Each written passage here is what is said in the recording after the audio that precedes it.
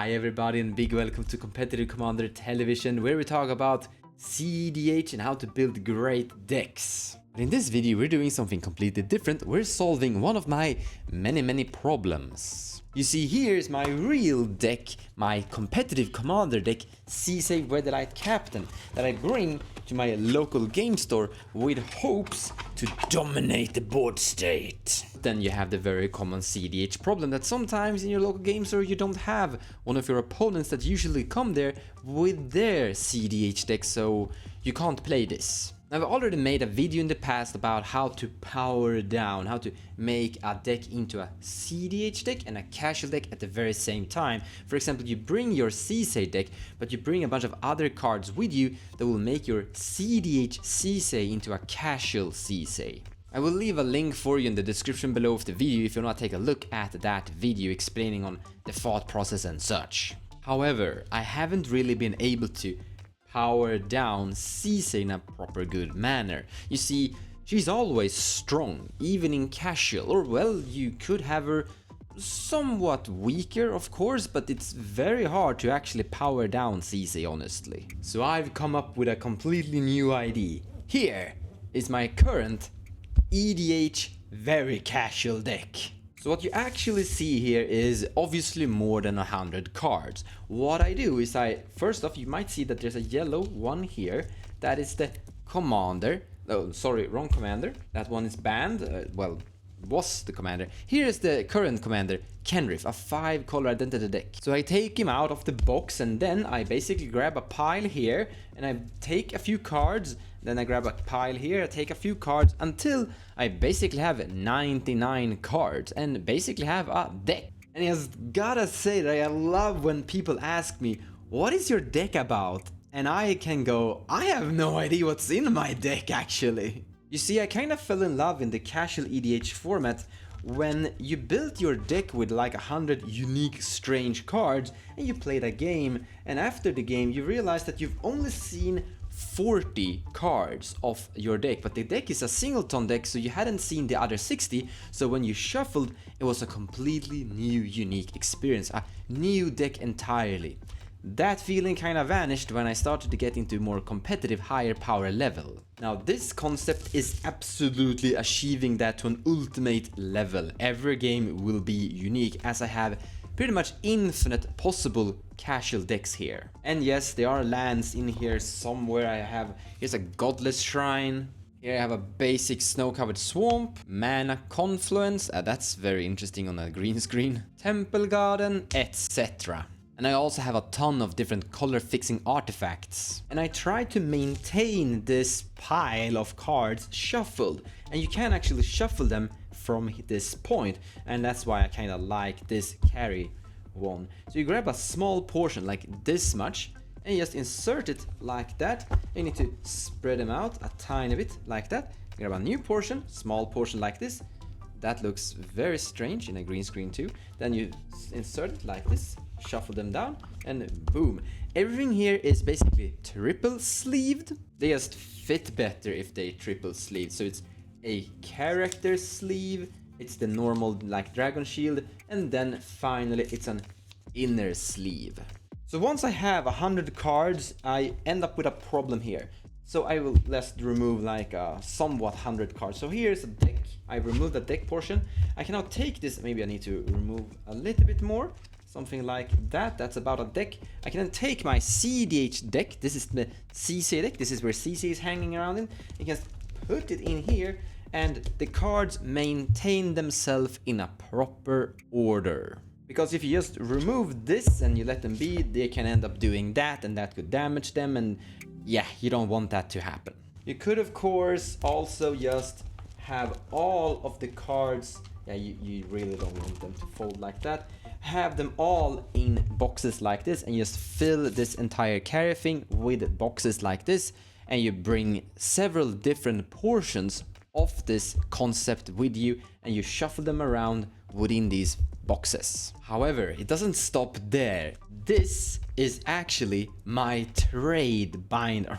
Trade binder is probably wrong. Trade box. By the way, the box, you might have realized, is the ultimate card. You might have seen this in different stores that you can easily purchase. So I have a portion, or well, I have a casual deck that I've pulled out from this, and I'm playing at the pod table. And then I have this one sitting and hanging, and people can just go through this thing and look for trades if they want to while I am playing a game, or yeah, you know, the regular thing at local game stores. So you actually trade quite a lot Magic the Gathering cards, or well, a lot is a hard description. It goes up and down. Sometimes I trade more and sometimes I trade less. But a big success in getting quantity trades, like a lot of trades, is just exposure. Trying to expose your trade cards a lot. And there's honestly a limit in how much you can actually bring with you in your backpack. I mean, you gotta have your cEDH deck, you gotta have your casual deck, then you gotta have your playmat, some dices, maybe something more, and then also trading cards. But here, my casual deck and trading cards are just one and the same. I save space, and it's actually quite easy to organize. I don't need to organize anything. They are supposed to be randomly shuffled as much as I can. But this also increases variance. Up here behind me, you're gonna see some cards from this casual deck, from this trade binder, or from this pile of cards. But as cards are being traded away and new cards that I'm trading into are going in and out, this collection will vary, which means that I increase my variance in casual games as well.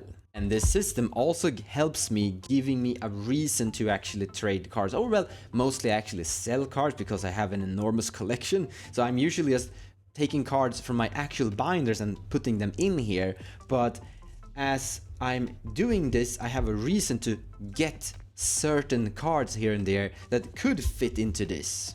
Previously, I've been trading for speculation, which is why I have such an enormous collection, but now I'm trading more for like making this into an amazing casual junk. But for that reason, I also try to include as much EDH staple popular cards. For example, you can see behind me there, that's Animar, that's Manifold Inside, that's All Is Dust, Dimir Signet, and yeah, just various cards that people usually want to have in whatever common casual EDH, or well, even cEDH deck as well. There are of course some cEDH cards in here as well, for example Ad Nauseam, that is very fun to resolve with this kind of deck, as I have no idea what you're flipping into. It could be extremely high CMC, or it could be a lot of really low CMC. You don't know, you will figure out when you resolve that thing. There are even political advantages with this system, as people often ask, what's gonna happen when you resolve that thing? And you go,